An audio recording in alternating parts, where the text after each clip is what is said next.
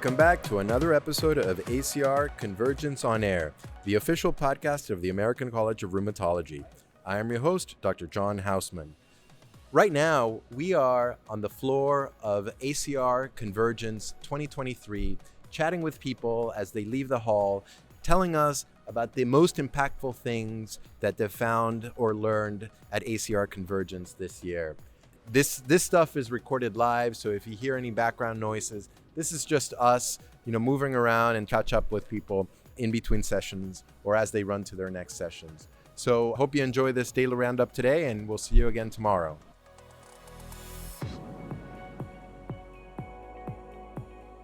Hey, can you tell us your name and where you're from? Yes, I'm Kathleen Kerr. I'm from Pittsburgh, Pennsylvania. I work for Simulations Plus. It's a computational modeling company.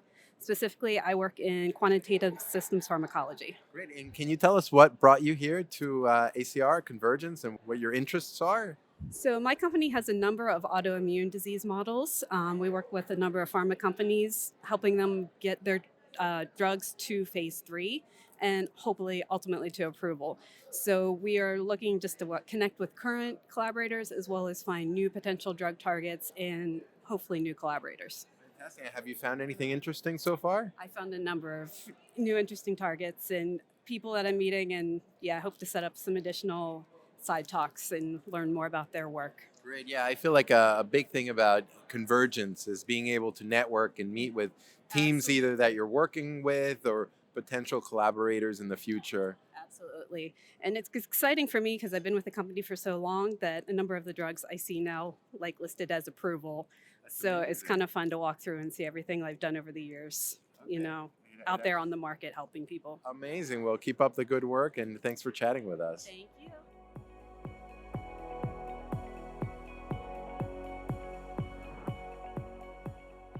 Can you tell us your name, where you're from? Sure. My name is Chris Wincup and I'm a rheumatologist working at King's College Hospital in London. Fantastic. That's far away from here. It is, but it's very nice to be here. So what brought you to the ACR this year? Well, I think the ACR is a really fantastic opportunity to catch up with people. I've always enjoyed coming to ACR and meeting people from all over. It's nice to be here on day one and already bump into several people that I have often met online, and so it's nice to see friends in person. It's a great opportunity to present research and to become more up to date with areas of interest. Fantastic. And I see you're a poster presenter. Can you tell us a little bit about what it is that you have here for us? Yeah, indeed. So I'm presenting 3 posters. So it's going to be a busy few days. Well, it's going to be a busy few days, and I would say that actually a lot of this is work that has been done by some of my fellows. Okay. So I'm presenting very much on their behalf.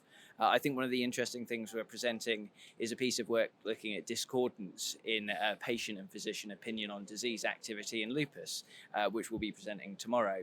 There was a really collaborative piece of work with a number of authors from all around the world, with patients from all around the world, giving us a good idea and a really rich data set on what patients think about disease activity. Wow, that's such important work. And we've featured here at the podcast the patient voice and the importance of patient outcomes, and because that's what really matters. Anything else? Any other sessions that you've attended so far that you've enjoyed? Yeah, so I've just been to a really interesting oral abstract session on B-cell biology.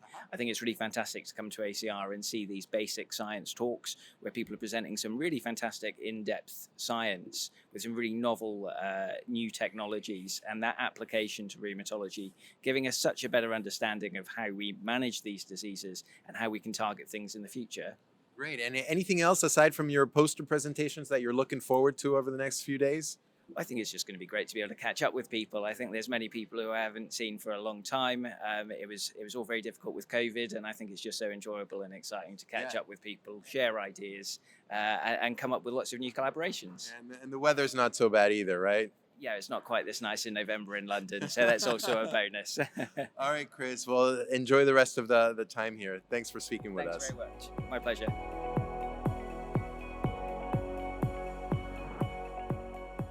Okay, let's keep walking. So tell us who you are and what you're doing here.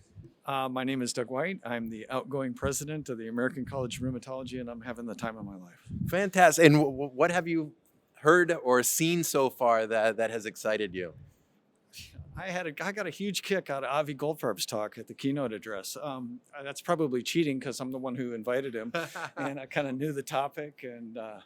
But I thought it was great. I thought, we're having a hard time figuring out what to do with AI, and looking at it from his perspective and realizing where we are in that transition. I thought it was inspirational and empowering, right, for how to build this into our lives. Yeah, and I love it. I love that idea about, AI is about prediction, and if we make prediction cheap, how we can use that to reform, how we deliver care to patients. Absolutely.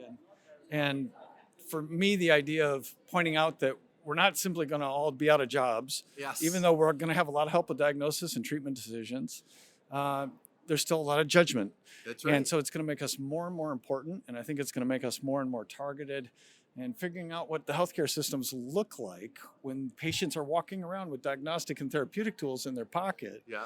That's going to be exciting. I think that's the challenge of a career. It's a wonderful time to come. Doug, anything else that you're looking forward to over the next couple days? I'm really looking forward to spending more time in the poster hall. I miss it. I'm glad to see it back. All right. Also looking forward to trying to get the app fixed. It's been really glitchy, but we're working yes. on it really, really hard. All right. Thanks. Have a great time.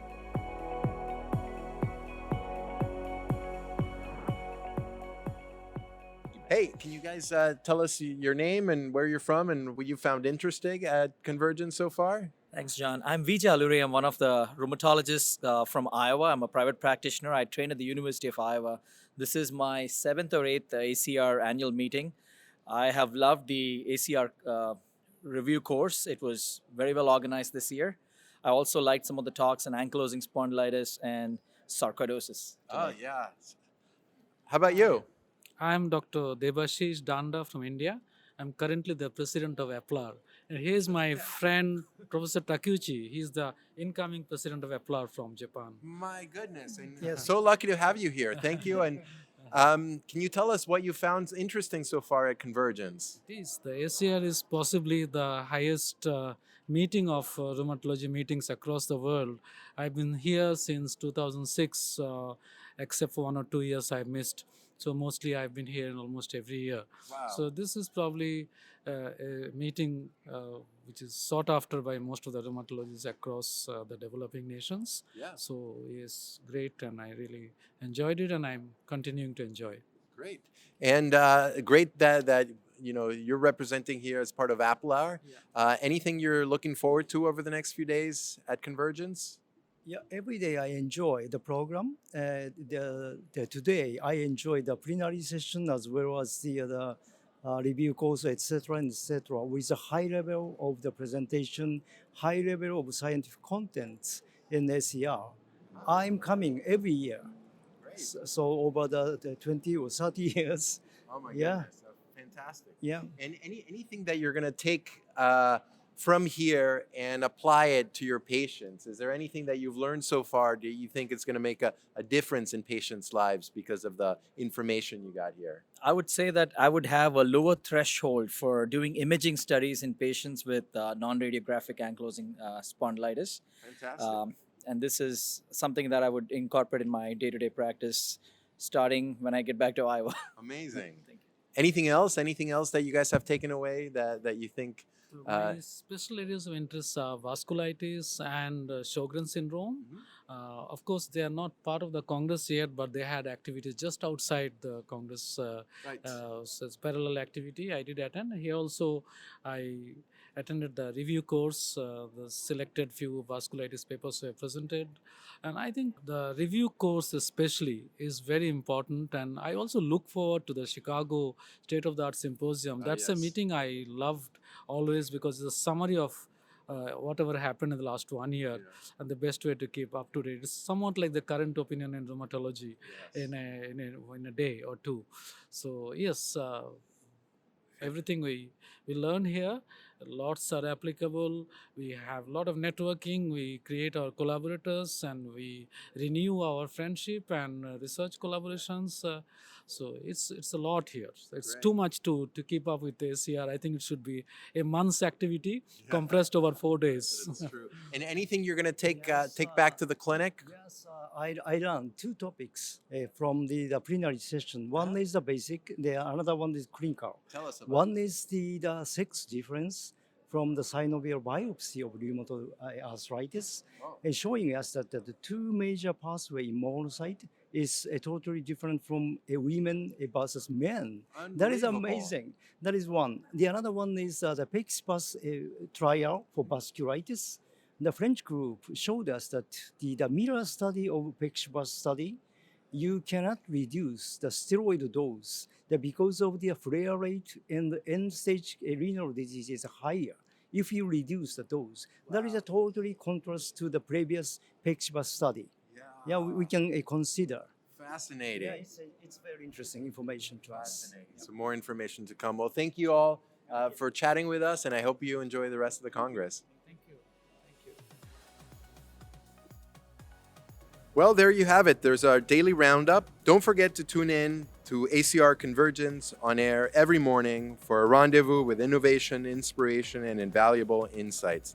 Thank you all for listening, downloading, subscribing to our show, and for rating us with 5 stars or however many stars you think we deserve. You can find all our show notes for this episode at acronair.org or on your favorite podcast app. Until next time, I'll see you walking around the hallways, and of course, stay healthy.